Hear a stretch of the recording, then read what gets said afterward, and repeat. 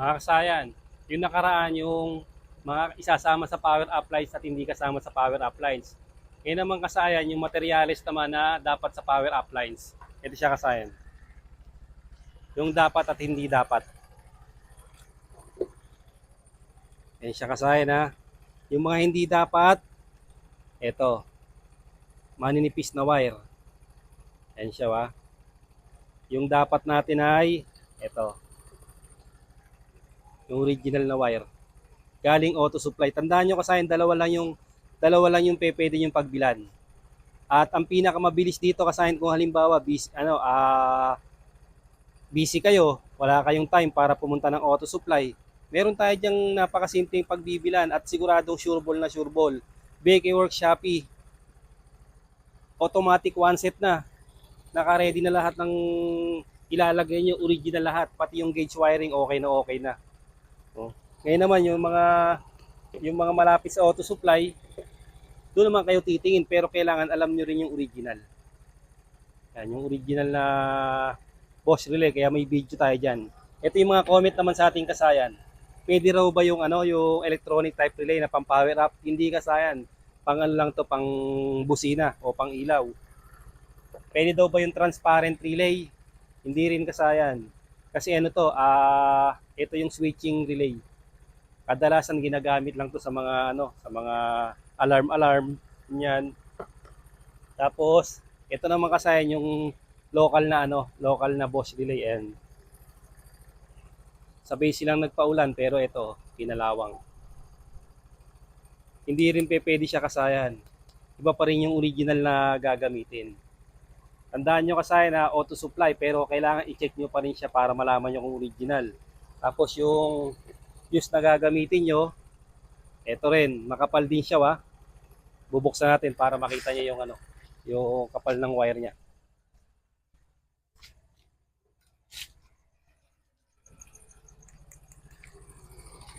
Kasi kasayan yung unang pag-ano ko nito pag pa-power up ko, doon ako bumili sa mga sa motor shop. Ganito yung nabili ko.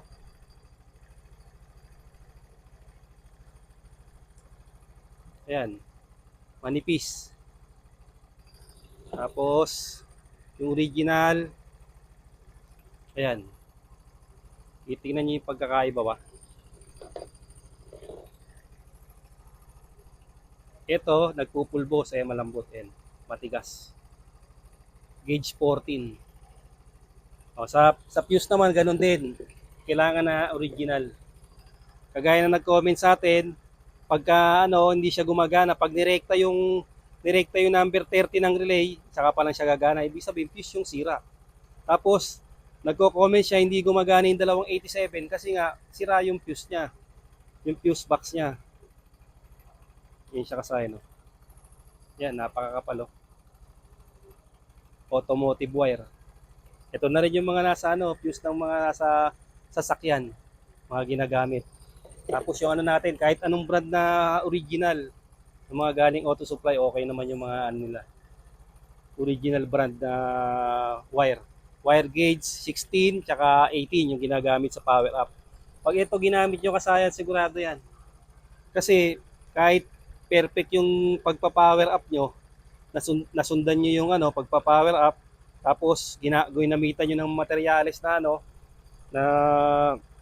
hindi akma, katulad nag-comment sa atin kung pwede daw ba yung pambahay, hindi kasayan. Ito na yung mga sigurado. Pwede daw ba speaker wire, hindi rin kasayan. Ito na yung mga siguradong wire, ayan siya Ito na yung gagamitin nyo mismo. Kasi ang main formula ng power up lines, Bosch relay. Kaya kailangan original yung natin. Original dapat yung makukuha yung para maging perfecto yung perfecto yung gagawin. Kasi paglalaanan natin ng oras yan Paglalaanan natin yung oras to pag nag-power up tayo. Ilang oras natin gagawin siya tapos kung local yung materials natin. Susunod, ganun na naman. Magbubulat-lat na naman tayo ng mga wire kasi hahanapin natin kung saan yung naging problema.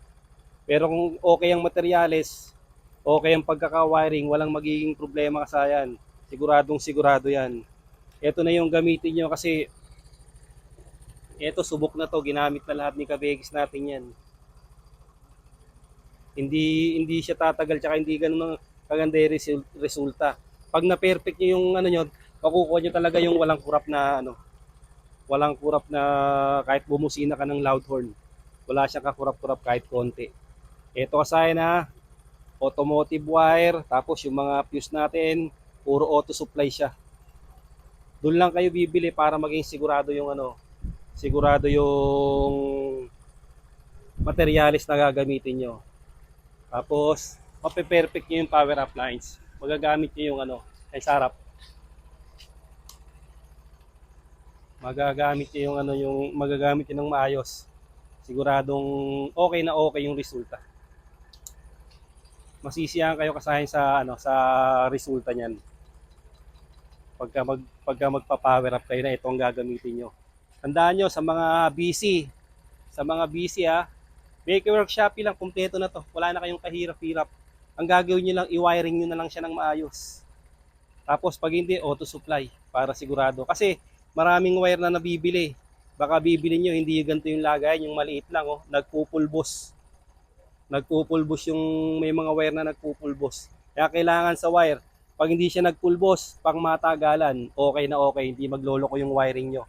Napakatagal ng wiring, hindi siya magloloko. Tsaka pag original yung Bosch relay nyo, walang kakurap-kurap yan, tapos napakahaba pa ng buhay. Ilang taon na yung mga power up natin, hindi nasisira yung relay. Walang nagiging problema. Sa fuse, wala ring nagiging problema, wala ring nagiging grounded. Basta okay na okay. Kung mahihinang nyo rin, mas maganda. Mas okay na okay para wala kayong maging problema. Tandaan nyo kasi hindi pwede yung mga gantong relay ha. Ang katumbas pala kasi ng isang relay na ganito, yung nangyayari, pag nag-ilaw ka, halimbawa nag-ilaw ka no, nag-ilaw ka rito, okay. Dito, pag pinatay mong ilaw, yung motor, tsaka pa lang siya iilaw. Kasi magsuswitching sila eh. Ibig sabihin yun, mali na kagad yung relay mo. Dapat walang normally close at walang normally open. Parehas normally open dapat yung dalawa. Ito, katulad to ng itim na relay. Yung 5 pin ha, 5 pin na itim na relay, may normally close at may normally open. Kaya hindi pwede yun. Kailangan ito talaga. Etong dalawang 87 na to, parehas ano yan, parehas may supply kagad. I-test nyo agad yan, parehas may supply. Itong dalawa na to ha. Pag parehas may supply, okay yung relay nyo. Ang tandaan nyo na lang, ang kailangan na lang ay original yung Bosch relay. Para yung resulta, ganyan kasahin, walang kayong magiging problema sa ano. Walang magiging problema sa ano, kahit pang mahaba ang biyahe. Nag-iinit to kasahin, normal lang to na nag-iinit. Kasi pag nag-init siya, indication na gumagana siya. Tsaka may coil sa loob yan eh. May tanso yan, kaya talagang iinit siya. Hanggang dito na lang mga kasayan. Salamat sa panonood.